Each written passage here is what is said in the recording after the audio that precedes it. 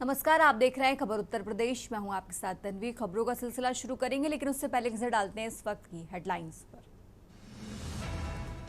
प्रदेश की आंगनबाड़ी आशा कार्यकर्त्रियों का बढ़ाया जाएगा मानदेय, सीएम योगी ने सदन में की घोषणा। पुरानी पेंशन को लेकर सरकार ने सदन में दी स्पष्टता, 28 मार्च 2005 से पहले विज्ञापित पदों पर लागू होगा नियम। एसआईआर में प्रदेश के करीब 3 करोड़ मतदाताओं के लिए नोटिस जारी, सुनवाई के लिए कुल 13,161 अधिकारी नियुक्त। कांग्रेस करेगी यूपी विधानसभा का घेराव, हिरासत में लिए गए कई जिलाध्यक्ष।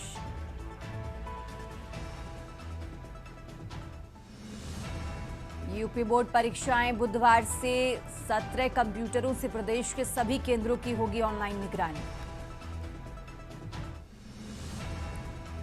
आगरा फतेहाबाद मार्ग पर भीषण सड़क हादसा, कैंटर और ट्रक की जोरदार टक्कर, दोनों चालकों की मौत। आप देख रहे हैं के न्यूज, खबरों का सारथी।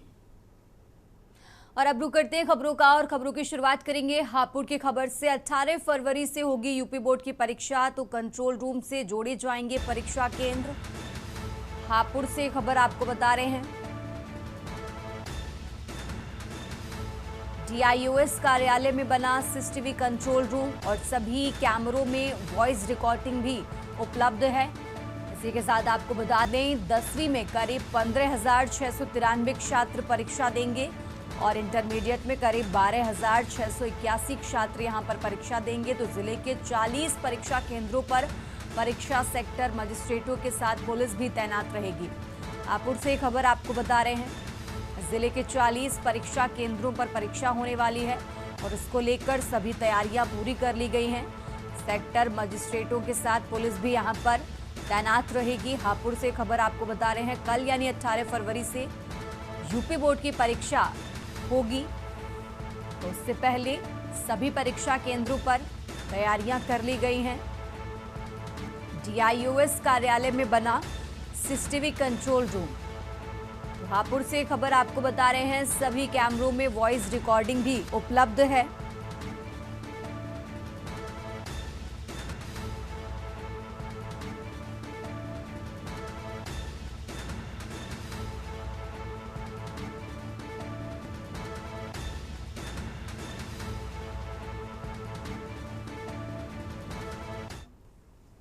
और आगे बढ़ते हैं खबरों में। हापुड़ से एक और खबर आपको बता रहे हैं, 64 लाख की लूट का मामला सामने आया है। 4 आरोपियों पर इनाम घोषित किया गया है। एसपी ने 2 बदमाशों पर इनाम घोषित किया। 25-25 हजार रुपए का इनाम यहां पर घोषित किया गया है। हापुड़ से खबर आपको बता रहे हैं, चावल कारोबारी से करीब 64 लाख रुपए की लूट हुई है। तो हापुड़ से खबर आपको बता रहे हैं, 25-25 हजार रुपए का इनाम घोषित किया गया।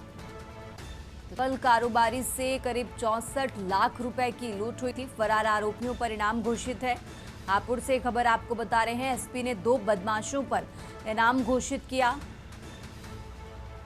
तो 25-25 हजार रुपए का इनाम यहां पर घोषित किया गया है।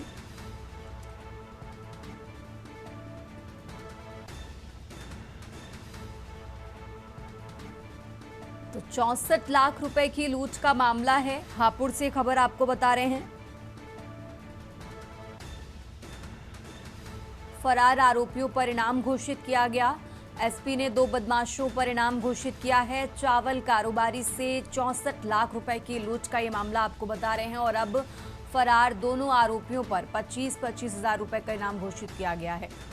तो हापुड़ से खबर आपको बता रहे हैं, जहां चावल कारोबारी से 64 लाख रुपए की लूट हुई थी और इसी मामले से जुड़ा ये अपडेट आपको बता रहे हैं, जहां एसपी ने 2 बदमाशों पर इनाम घोषित किया गया है। 25-25 हजार रुपए का इनाम घोषित किया गया।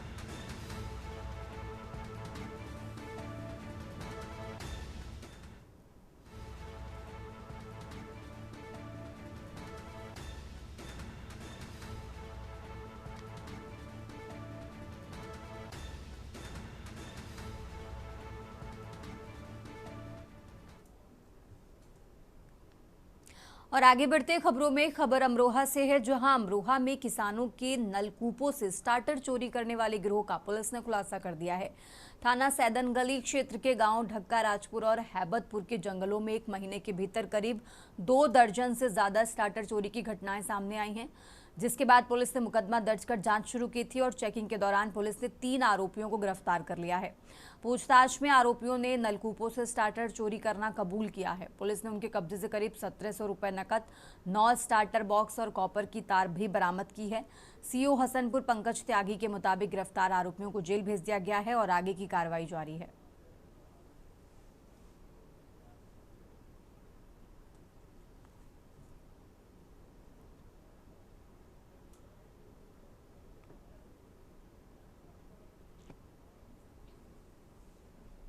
और आगे बढ़ते खबरों में थाना सदर बाजार क्षेत्र में एक विवाहित महिला ने आत्महत्या से पहले सोशल मीडिया पर वीडियो जारी कर अपना दर्द बयां किया।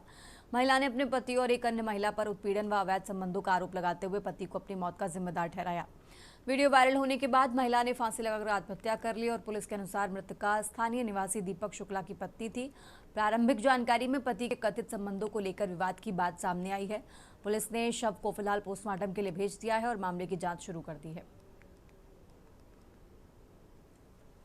फोन करके गए, मेरे और दीपक के बीच में नहीं आओ, ठीक है।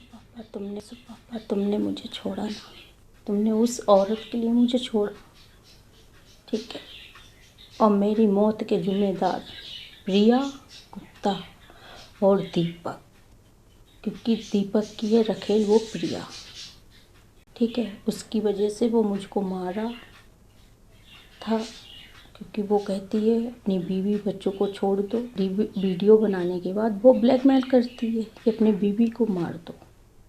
और प्रिया मुझे फ़ोन करके कहती है कि आप फांसी लगा लो या जहर खा लो, मेरे और दीपक के बीच में नहीं आओ, ठीक है। पापा तुमने मुझे छोड़ा ना, तुमने उस और अब खबर देवरिया से है, जहां महारानी चंडिका छात्रावास परिसर में यूजीसी कानून के विरोध में एक विशाल महापंचायत आयोजित की गई, जिसमें शामिल होकर पूर्व पीसीएस अफसर अलंकार अग्निहोत्री ने नए नियमों को सवर्ण विरोधी करार दिया। उन्होंने कहा कि नए नियमों का सामूहिक रूप से विरोध किया जाना चाहिए। महापंचायत में शामिल होकर विभिन्न राजनीतिक दलों को लोगों ने नए कानून के खिलाफ जोरदार आवाज उठाई। वक्ताओं ने यूजीसी के नए कानून को काला कानून बताते हुए आरोप लगाया कि सवर्ण समाज इनसे परेशानियां बढ़ेंगी। इस दौरान कई प्रदर्शनकारी तिलक, तराजू, तलवार और कलम लेकर पहुंचे। वहीं एक युवक ने स्वयं को जंजीरों से जकड़कर यूजीसी लागू करने के विरोध में नारेबाजी की।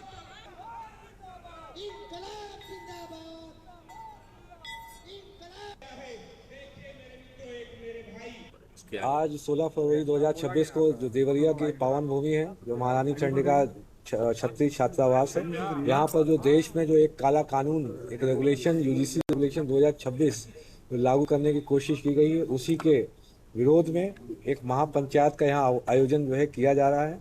इसमें आप देख सकते हैं सब समाज के लोग, सामान्य वर्ग के लोग यहाँ पे उपस्थित हैं और विभिन्न बिंदुओं पर यूजीसी रेगुलेशन 2026, जो SC/ST एक्ट, और जिस तरीके से हमारे देश में, जो हमारे देश की बेटी के साथ जो अन्याय हुआ, जो दिल्ली यूनिवर्सिटी में जो कुछ गैर सनातनी लोगों ने बेटी की जो है आबरू मर्यादा तार-तार करने की कोशिश की।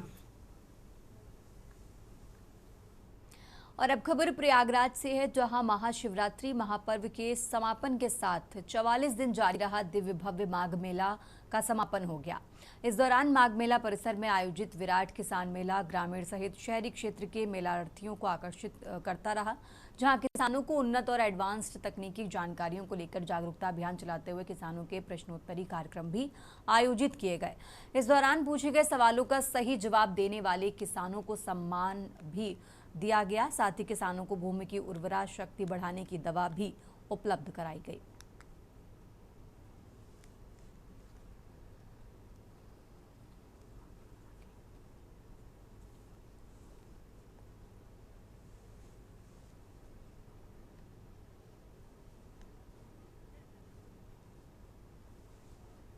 प्रदेश सरकार द्वारा जो नए नए तकनीक, नए नए कृषि यंत्र, नए नए बीज किसानों को छूट के द्वारा प्रोत्साहन के लिए दिया जाता है, इसीलिए इस किसान मेले का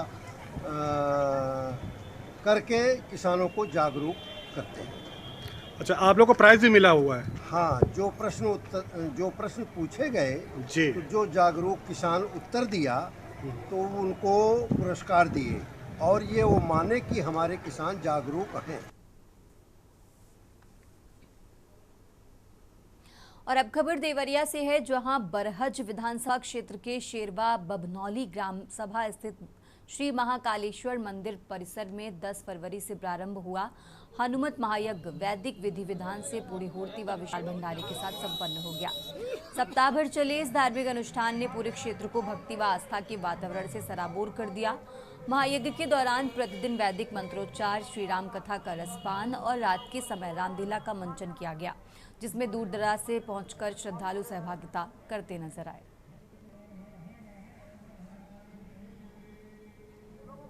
और भगवान शंकर शिव जो है वो इस जगत के नियंता और सृष्टा है। आज एक के दिन उनका विवाह संपन्न हुआ था और उस नाते शिवरात्रि का यह पर्व सहस्त्रों वर्षों से मनाई जाती है और उस परंपरा में आज भी भारत का जनमानस उस सनातन परिपाटी को स्वीकार करता है। मुझे खुशी है कि कुंडू के पास सरवा बभनौली गांव के भीतर हनुमंत महायज्ञ का यहाँ पर आयोजन हुआ है।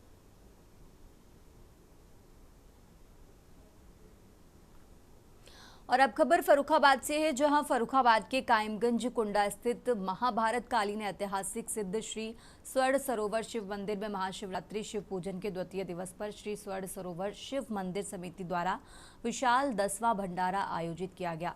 भंडारे में भारी संख्या में साधु संतों के साथ विभिन्न जनपदों से आए उद्योगपति, समाजसेवी, अधिकारी, चिकित्सक, नगर व क्षेत्रवासियों सहित हजारों श्रद्धालुओं ने भोले बाबा की पूजा अर्चना की और प्रसाद ग्रहण कर पुण्य प्राप्त किया।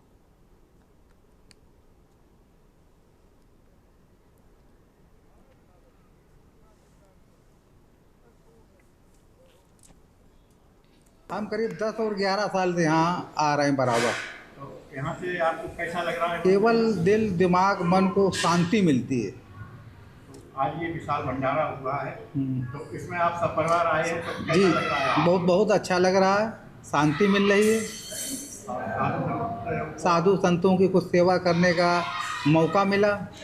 आगे क्या संदेश देना चाह रहे हैं? आगे संदेश देना चाहते हैं कि जो भी व्यक्ति यहाँ आएगा तो कुछ ना कुछ शांति के रूप में जरूर पाएगा। हर प्रकार की परेशानियाँ दूर करेंगे भोले बाबा शिव जी। उनसे बड़ा कोई दानी धर्मी नहीं है।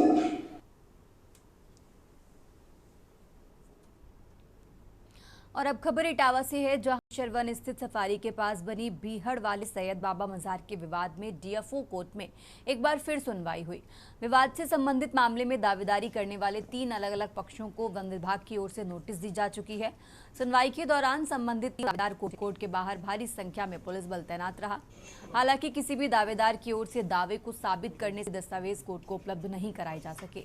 अब डीएफओ विकास नायक ने मामले की अगली सुनवाई 10 फरवरी तय की है। अभी कोर्ट में जो है इसकी भी एप्लीकेशन डाली जाएगी, विवाद करने की इजाज़त दी जाए। अभी कोर्ट ने वैध अवैध नहीं माना है, ये कोर्ट भी मानते कि मज़ार वहाँ है और कदीम मज़ार है, पुरानी मज़ार है। चूँकि विभाग ये कह रहा है कि मेरे संज्ञान में नहीं है और जो है इसी की सिलसिले में जो है चर्चाएँ चल रही हैं और मामला जो कोर्ट में है, देखते हैं क्या होता आगे। ये बाजार का मामला था, आज सुनवाई थी। क्या दस्तावेज वगैरह आप लोगों ने दाखिल किए और क्या अब तक का फीडबैक मिल रहा है अदालत? हम लोगों ने जो उपलब्ध हुए उससे संबंधित पुराने डॉक्यूमेंट मैं पहले भी बता चुका हूँ। कुछ किताबें हैं पुरानी जिन्होंने शोध कार्य किए हैं यहाँ के धार्मिक स्थलों के लिए, उसमें एक किताब दाखिल की गई है। उसमें जो मदार के सिलसिले में एक प्यारा लिखा है तो मैंने मेंशन किया, उसकी हिंदी भी दाखिल की है। और अब खबर बाराबंकी से है, जहां बाराबंकी में कोतवाली फतेहपुर क्षेत्र के सूरतगंज रोड स्थित राजकीय बालिका इंटर कॉलेज के पास एक बड़े आम के बाग में मधुमक्खियों के आक्रामक झुंड ने छात्रों, राहगीरों और स्थानीय लोगों पर हमला कर दिया, घटना में 2 छात्रों समेत कुल 5 लोग गंभीर रूप से घायल हो गए हैं। मौके पर मौजूद लोगों के अनुसार आसमान में उड़ रहे एक बाज ने मधुमक्खियों के बड़े छत्ते पर चोट मारी, जिससे मधुमक्खियों ने चारों ओर से लोगों को घेर लिया। पीड़ित दर्द से चिल्लाते रहे और मदद के लिए गुहार लगाते रहे। मौके पर मौजूद लोगों ने गाँव और धुआं कर मधुमक्खियों को भगाया और सभी घायलों को तत्काल अस्पताल पहुंचाया।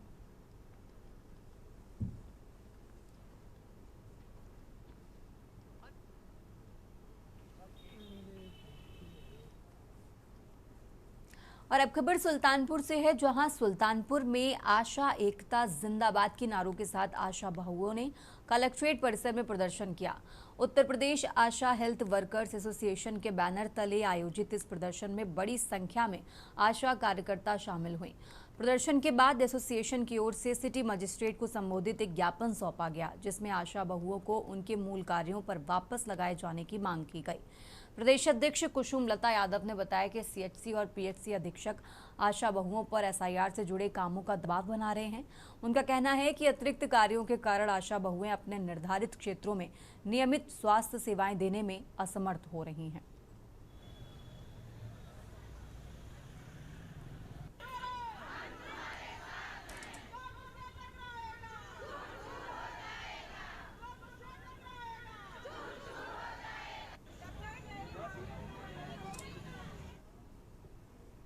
फिलहाल यहाँ रुकेंगे एक छोटे से ब्रेक के लिए।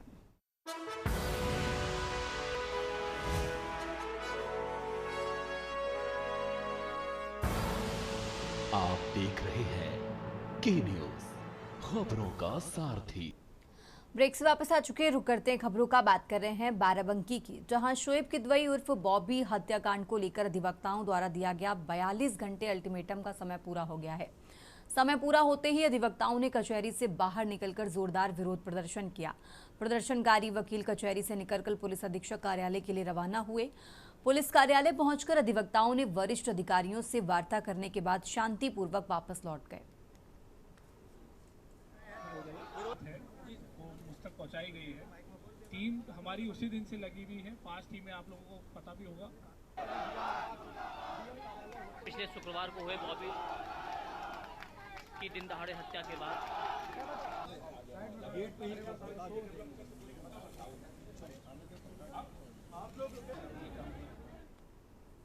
और अब खबर अमेठी से है, जहां अमेठी जनपद के मुसाफिरखाना पुलिस ने 5 दिन पहले हुए कबाड़ व्यापारी के सनसनीखेज अपहरण और फिरौती मामले का सफल अनावरण किया है।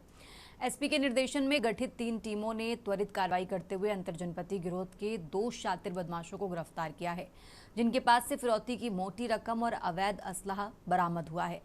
पुलिस जांच में चौंकाने वाला खुलासा हुआ कि पीड़ित व्यापारी के गांव के ही एक व्यक्ति ने मुखबिरी की थी। उसी के इशारे पर कार सवार 7 बदमाशों ने व्यापारी को अगवा किया। इस मामले में अयोध्या पुलिस भी 2 अभियुक्तों को पहले ही जेल भेज चुकी है।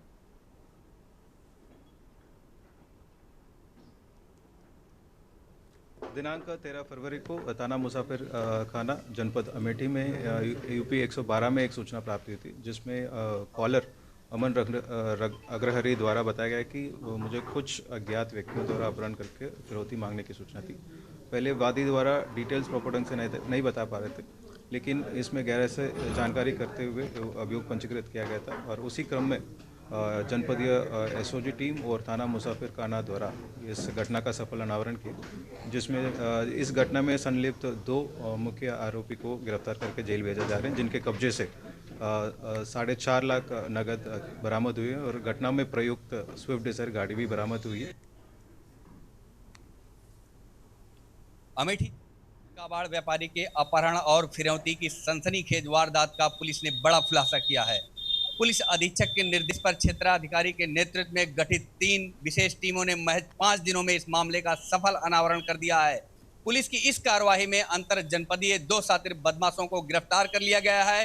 गिरफ्तार अभियुक्तों की पहचान बस्ती जिले के अनुज प्रताप सिंह और घनश्याम पांडे के रूप में हुई है, जिन्हें अमेठी पुलिस ने गिरफ्तार किया है। पुलिस ने इनके कब्जे से अपहृत कबाड़ व्यापारी से ली गई फिरौती की रकम 4,50,000 रुपए और एक अवैध तमंचा बरामद किया है। दोनों अभियुक्तों को न्यायिक हिरासत में जेल भेज दिया गया है। पुलिस जांच में यह भी सामने आया है कि पीड़ित व्यापारी के गांव के ही एक व्यक्ति के साथ मिलकर कार सवार कुल 7 शातिर बदमाशों ने इस अपहरण की घटना को अंजाम दिया था। इस मामले में अयोध्या पुलिस ने भी कार्रवाई करते हुए 2 अभियुक्तों को गिरफ्तार कर जेल भेज दिया है। गिरफ्तार अनुज प्रताप सिंह और घनश्याम पांडे के खिलाफ बस्ती और अमेठी जिले के विभिन्न थानों में कई आपराधिक मामले दर्ज हैं। वहीं घटना में शामिल 3 अन्य फरार अभियुक्तों की गिरफ्तारी के लिए पुलिस टीम लगातार दबिश दे रही है। मुसाफिर खाना पुलिस ने गिरफ्तार अभियुक्तों के खिलाफ रंगदारी समेत गंभीर धाराओं में मुकदमा दर्ज कर आगे की कार्रवाई शुरू कर दी है। के न्यूज से राघवेंद्र पांडे, अमेठी। और अब खबर प्रतापगढ़ से है, जहां प्रतापगढ़ जिले में बेखौफ चोरों ने पुलिस की गश्त को चुनौती देते हुए एक बड़ी वारदात को अंजाम दिया है। नगर कोतवाली क्षेत्र के चिलबिली स्थित गोडे गांव में बीती रात चोरों ने प्रहलाद सिंह के घर को निशाना बनाया और करीब 20 लाख रुपए की संपत्ति पार कर दी। सबसे दुखद पहलू ये है कि चोरी किए गए सामान में बेटी की शादी के लिए जुटाए गए गहने और नकदी शामिल थे। पीड़ित प्रहलाद सिंह के अनुसार वारदात रात करीब 2:30 बजे की है, जब अज्ञात चोर घर के पीछे के रास्ते से दाखिल हुए और सुबह 4 बजे परिवार के लोग जागे तो मंजर देखकर उनके होश उड़ गए।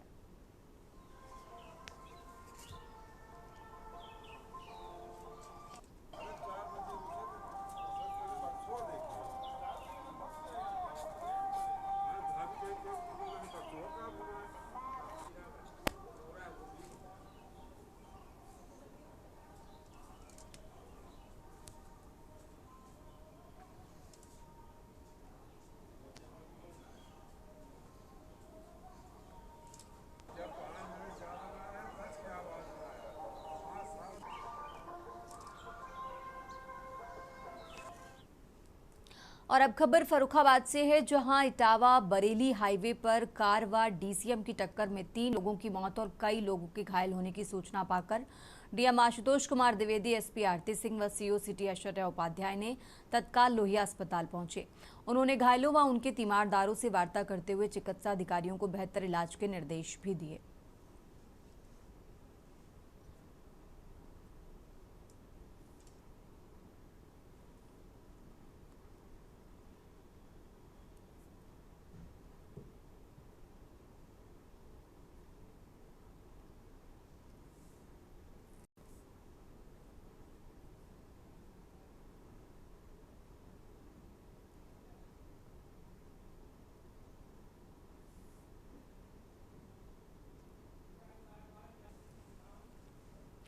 खबर उत्तर प्रदेश में फिलहाल इतना ही। आप देखते रहिए के न्यूज़ इंडिया।